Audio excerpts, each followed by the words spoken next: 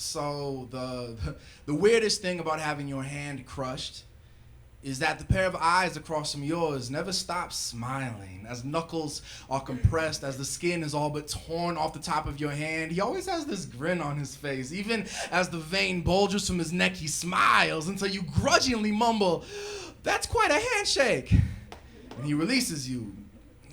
See, as a young man, I was taught that one's masculinity is tied directly to one's handshake. That when meeting another man for the first time, no sin was more unforgivable than placing a limp fish in his hand, the dead husk of a greeting. Your grip must be firm, like the way you hold your briefcase when you walk to work, or the way you hold the handle while standing up on the bus. Some men, however, prefer a grip like a battle axe mid-swing, like ripping the head off an antelope by tugging on the antlers. Some men treat every handshake as a gladiator's death match, a test of strength, a test of will. And when I meet these men, as I very often do, their tectonic plate handshakes never fail to illuminate my myriad inadequacies.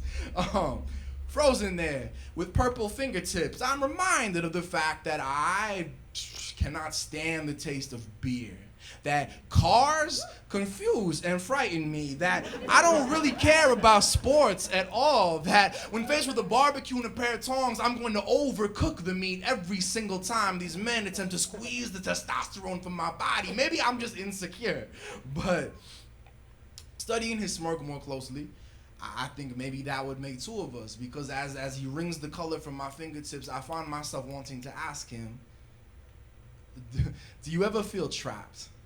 Like, in the mornings when you're, watching SportsCenter or whatever and downing that protein shake made from raw eggs and liquefied steak and Axe body spray, do you ever crush the glass between your fingers by accident? Do you ever get tired of that voice in the back of your head? The one that sounds just like Dennis Leary, telling you to constantly reaffirm that you're a real man by catcalling women and eating enormous hamburgers and, I don't know, squeezing things really, really hard. I find myself wanting to ask him, do you hold your wife's arm like this when you're angry with her?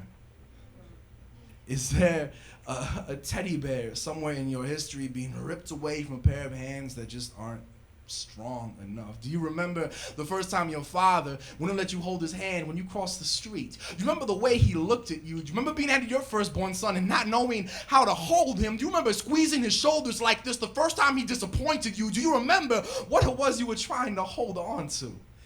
And I know that there is so much space between us as men that sometimes we feel compelled to cram as much contact as we physically can into every touch. I know we've become so comfortable with crushing, so hypnotized by our own strength, we forget how incredible it can feel to let go.